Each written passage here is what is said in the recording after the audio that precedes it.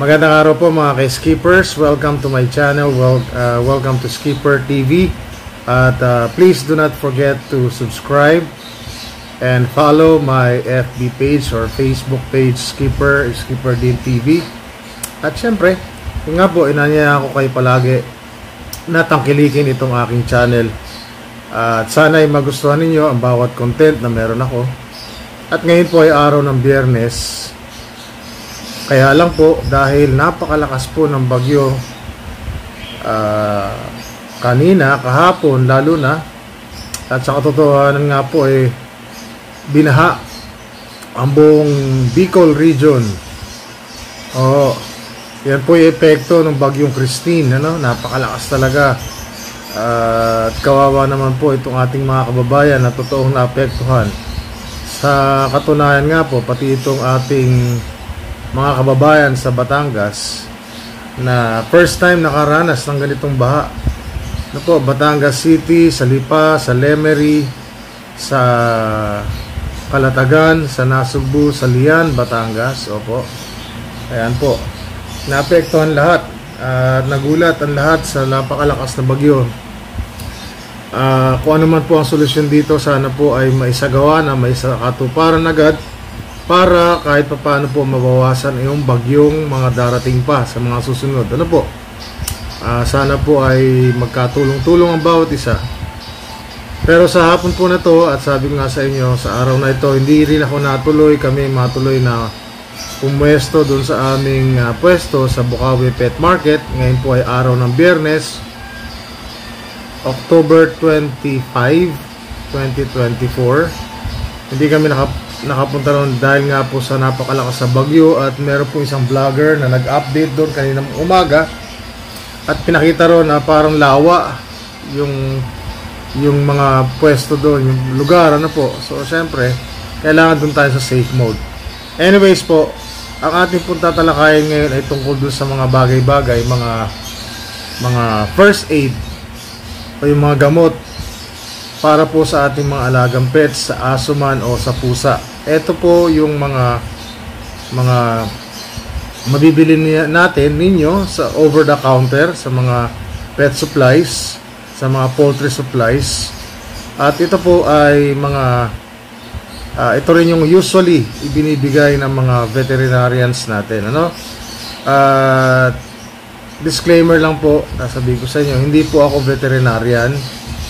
Ako po ay mahilig lamang mag-alaga ng aso at ng pusa, isda, manok, ganyan. Pero ito po yung mga natutunan ko din doon sa aking mga naging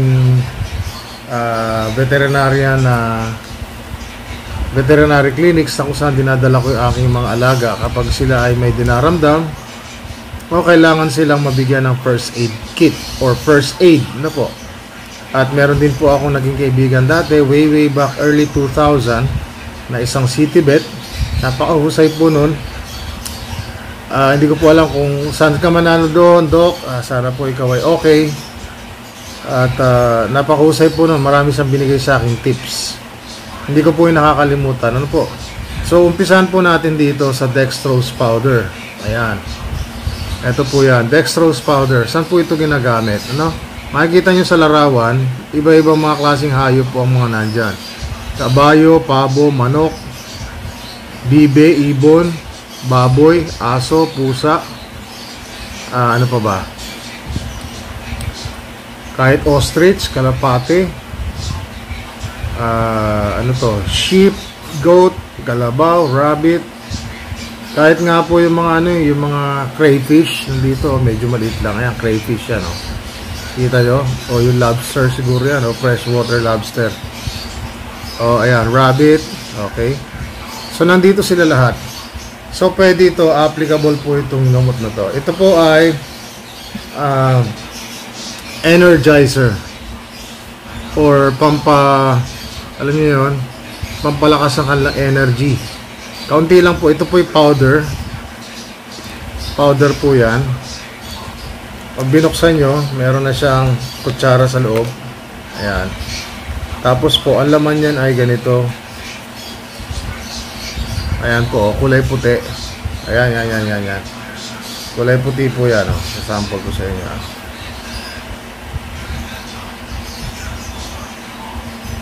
Ayan po, oh. Makikita nyo ba? Ayan, ayan. Medyo liwanag masyado ilaw. Ayun, ayun, ayun. So, puti po yan. Akala nyo, ano, para siyang iodized salt. No? Para iodized salt yan. Pinong-pino. So, halo nyo po yan sa water. Usually ako ginagawa ko sa water nung aso o ng pusa. Ihahalo ko ito. Konti lang. Tapos papainom ko sa kanila. No? Para, kumbaga po, parang ano nito eh. Kumbaga sa tao, parang lipobitan. Yan. Para ma-revive agad yung kanilang lost energy. Ano po? So, maganda po ito. Meron pa itong counterpart. Yung pangalan no, nakalimutan ko eh. Basta dalawa sila. Ano po? Mondex. Mondex po. Iba naman ang packaging ng Mondex. So, nga pala po hindi ako nagpo-promote dito ng products. Ano po?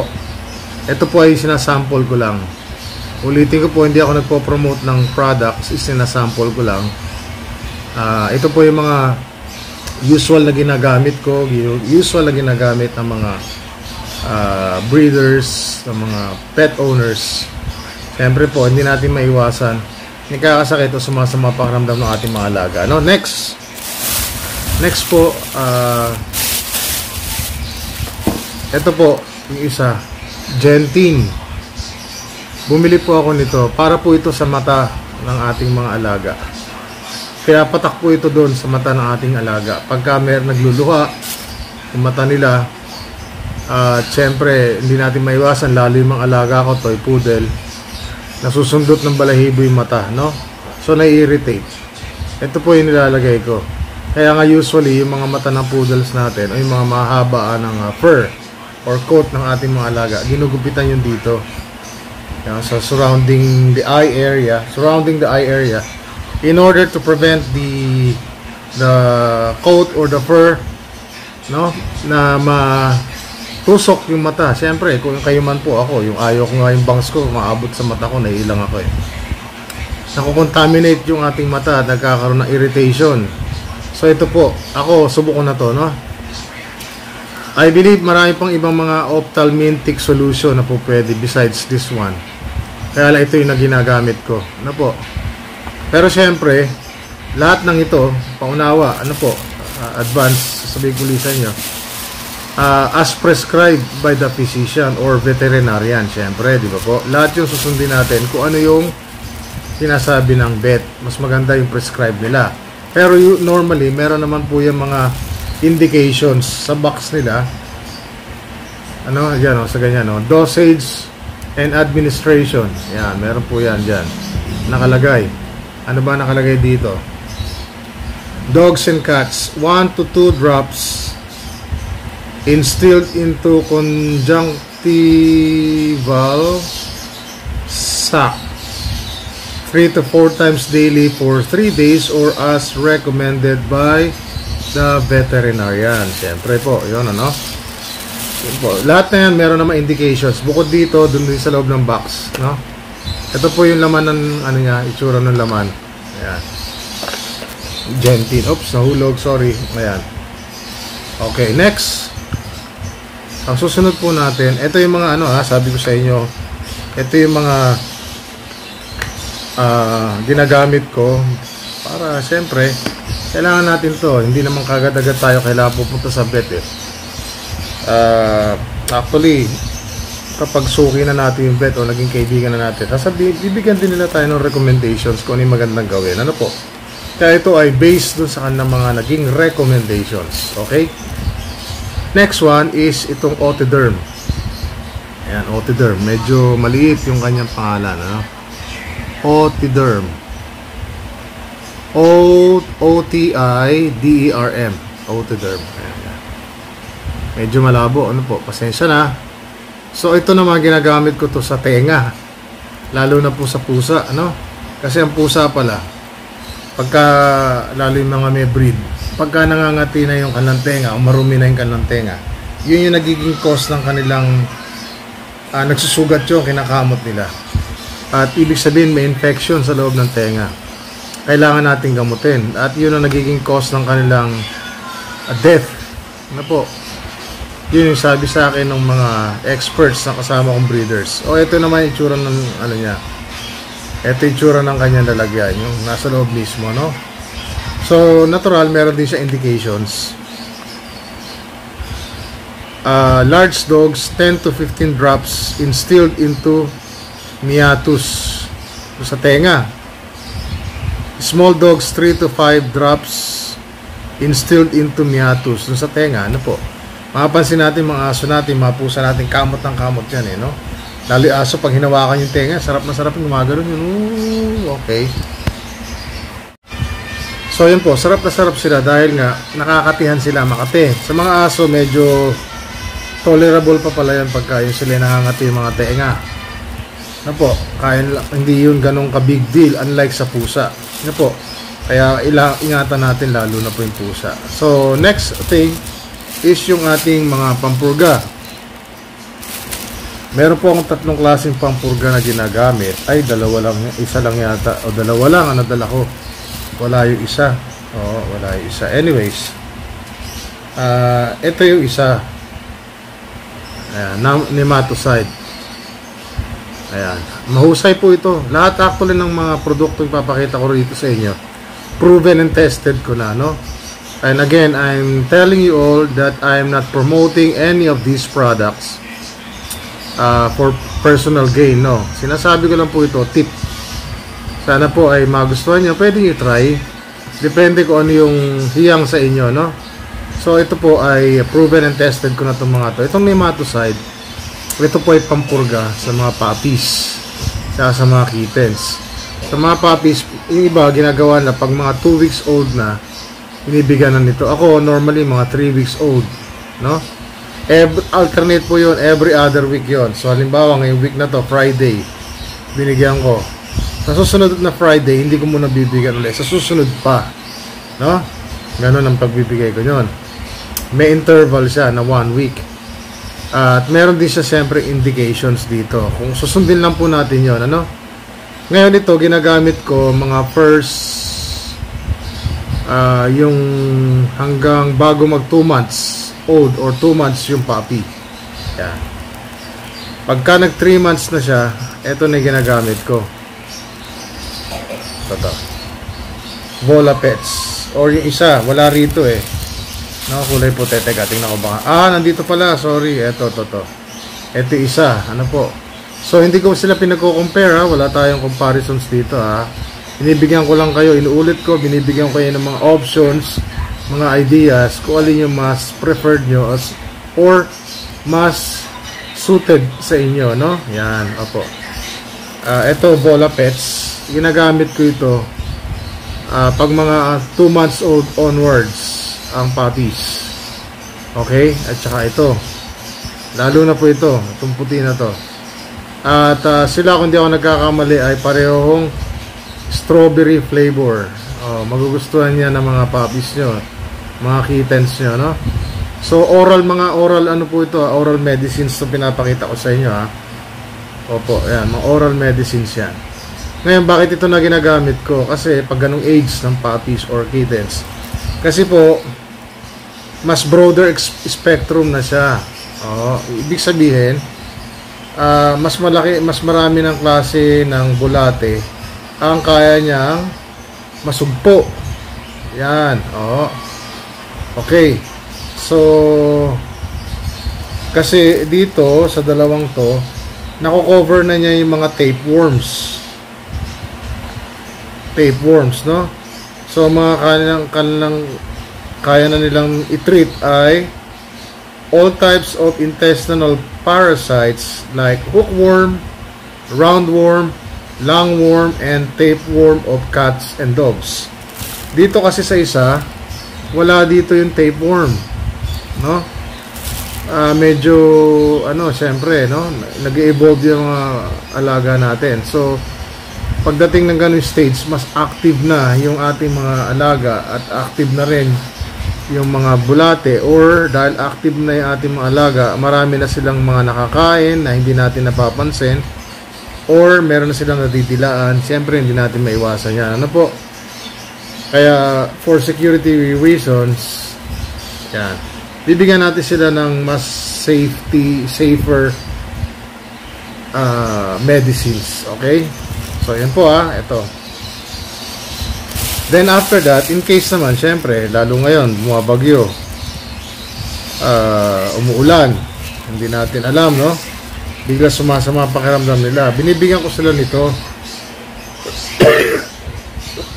Excuse me, Numex.